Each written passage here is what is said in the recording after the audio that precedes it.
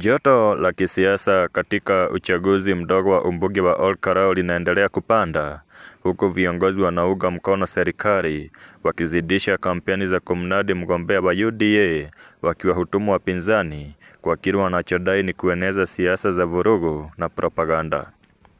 Wakizungumza katika mkutano wa kampeni, viongozi hawa wakiongozwa na gavana wa Kirinyaga Anne Waiguru na mwakilishi wa kike Nyandarua Faith Gitau wamedai kuwa baadhi ya viongozi wa upinzani wameanza kutumia propaganda na siasa za fujo badala ya kubaini kuwa wanapoteza uungwaji mkono wa wananchi, wakiwataka kuheshimu ushindani wa kidemokrasia.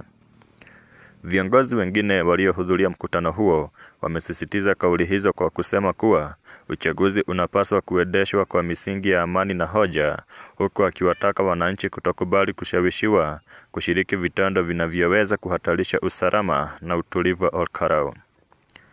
Kauli hizi zinajiri wakati kampeni za uchaguzi mdogo zikizidi kupamba moto, huku kila upande ukijaribu kuimarisha ushawishi wake miongoni mwa wapiga kura.